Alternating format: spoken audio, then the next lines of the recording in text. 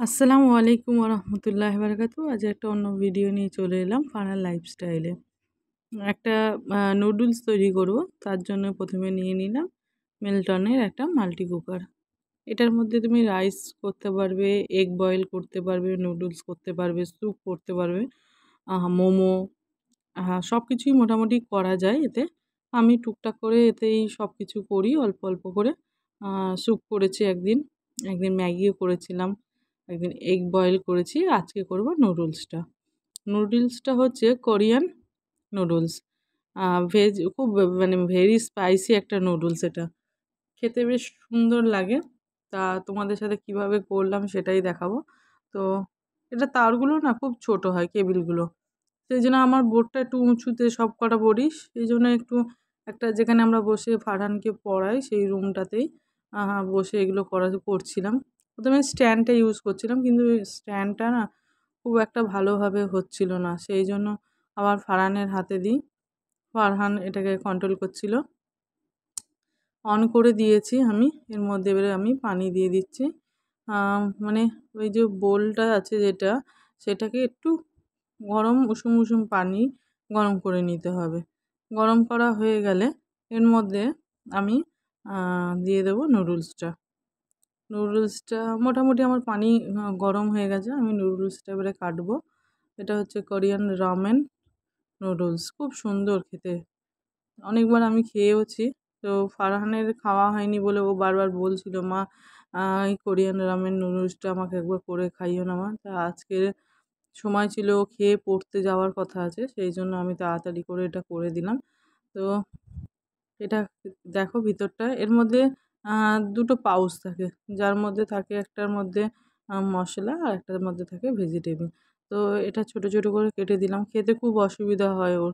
মানুষ তো একা, একা খায়, মুখ মায় হয়ে যায় অনেক বড়, বড় থাকলে। সেইজন্য ও বারবার বলে কেটে দিতে। তো একটা তো মানে খুব একটা গরম হয়নি। এবারে আমি এটাকে ভালোভাবে সব যা গুঁড়ো করা ছিল সব দিয়ে দিলাম গুঁড়োগুলোর মধ্যে। দিয়ে আমি চামচ দিয়েও পরে অল্প সিদ্ধ হয়ে গেলে কেটে, কেটে দেবো। এই যে এর মধ্যে আছে ভেজিস, ভেজিস মানে যে ভেজিটেবিলগুলো, ভেজিটেবিলগুলো আমি এবারে পাউচটা কাটবো। অনেক কিছু থাকে এর মধ্যে। অনিয়ন, স্প্রিং অনিয়ন থাকে, ক্যারট থাকে, তারপরে আ কুমড়ো থাকে দেখছিলাম। তারপরে উম কড়াইশুঁটি। বেশ ভালো খেতে। খুব একটা মানে যে বাজে লাগে সেরকম না। ম্যাগির মতনই বলতে পারো, কিন্তু ম্যাগির থেকে একটা অন্য টেস্ট। দেখতেই পাচ্ছ ওর মধ্যে কী, কী আছে।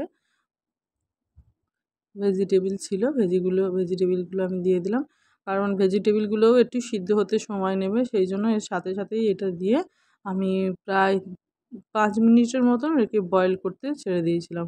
এটাকে কাঁচা দিয়ে পানিটা একটু কম লাগছিল। তাই জন্য আমি ফের আবার এর মধ্যে একটু পানি অ্যাড করে দিচ্ছি, যাতে ভালোভাবে সবজিটা আর নুডলসটা সিদ্ধ হয়ে যায়। নাহলে খেতে ইচ্ছা করবে না। কাঁচা, কাঁচা যদি খাই সেটা খেতে খারাপ জিনিস না? যেকোনো জিনিস প্রপারলি ভাবে না হলে, না বয়েল হলে সেসব জিনিস না খাওয়ানোই ভালো। তো আমি এটাকে চাপা দিয়ে দিচ্ছি।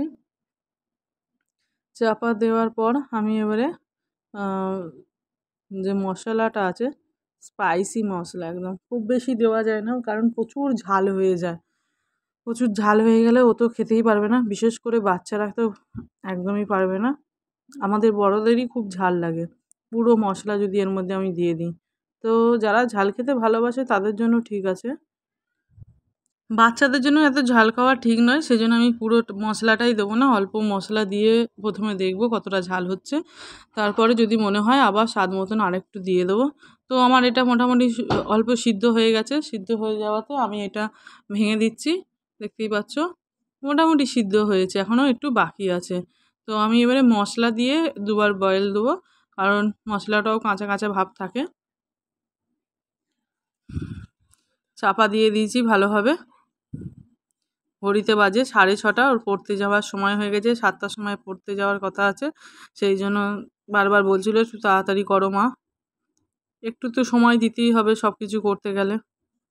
তো হয়ে গেছে। ২ বার বয়েল দিয়ে দিয়েছি। দেখতেই পাচ্ছ খুব ফুটছে।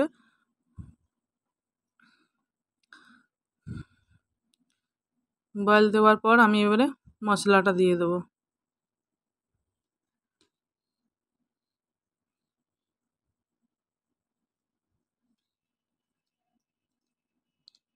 মশলাটা দিয়ে দিচ্ছি, অল্প দিলাম,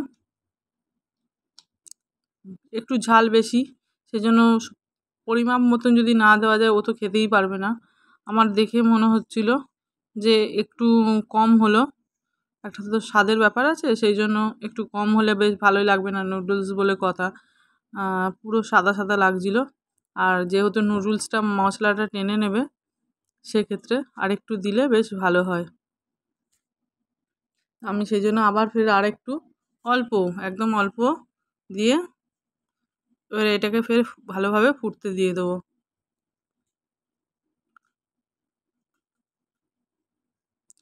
ভালোভাবে নেড়ে দিচ্ছিলাম যাতে ওর যে মানে তাড়াতাড়ি যেন সব কিছু ভালোভাবে সিদ্ধ হয়ে যায়। চাপা দিয়ে দিচ্ছি।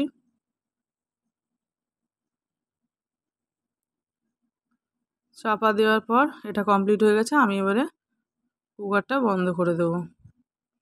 সিদ্ধ হয়ে গেছে যেহেতু, ঠান্ডা হতে সময় লাগবে একটু। দেখো যা আমার ক্যামেরার কাঁচটা পুরো ধোঁয়া হয়ে গেছিলো। তো যাই হোক, মোটামুটি কমপ্লিট হয়ে গেছে নুডলসটা। এটাকে একটু একটু ঠান্ডা হতে সময় দিতে হবে, নাহলে খেলে কোথায় বাচ্চা মানুষ জিভ পুড়ে যাবে। এই জন্য আমি পাখাটাও চালিয়ে দিয়েছিলাম। তারপরে এটা আমি এবারে বাটিতে সার্ভ করব।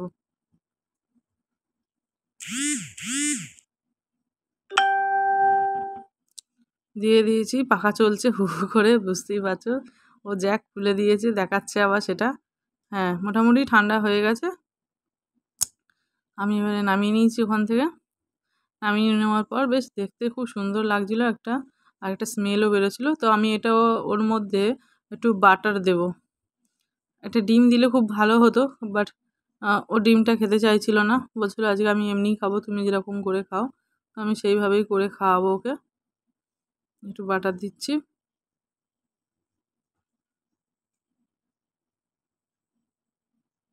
বাটারটা ফ্রিজে ছিল বলে খুব শক্ত ছিল, তো অল্প করেই বাটারটা দিয়ে দিলাম।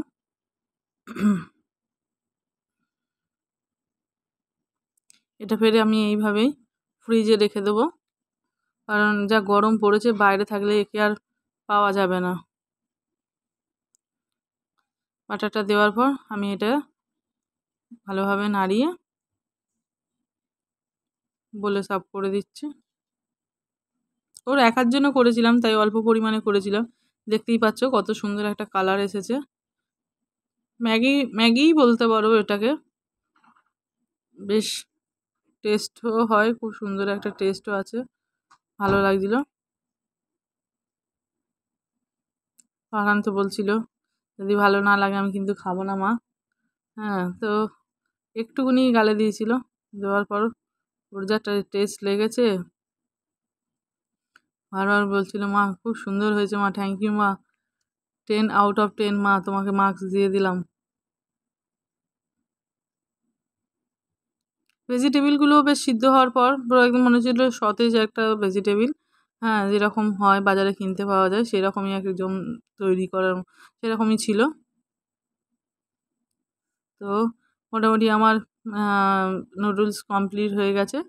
তো এরপরও সার্ভ করে দিচ্ছি ওকে। অল্প অল্প একটু গরম ছিল বলে বললাম তুমি খেতে শুরু করে দেখো কিরম লাগছে। স্যুপটাই আগে টেস্ট করছে। তো ওর খুব ভালো লাগছিল, ও বলল। ওর ভালো লাগা মানেই আমার ভালো লাগা। তো আমার এই রেসিপিটা কেমন লাগলো জানিও বন্ধুরা। আবার ফিরে আসছি নেক্সট একটা ভিডিওতে। আর আমার চ্যানেলটাকে সাবস্ক্রাইব করতে ভুলো না বন্ধুরা, পাশে থেকেও একটা সাবস্ক্রাইব করে আবার দেখা হবে অন্য কোনো একটা ভিডিওতে। তাই ফিরে আসছি খুব তাড়াতাড়ি। তো সাবধানে থেকো বন্ধুরা, টাটা।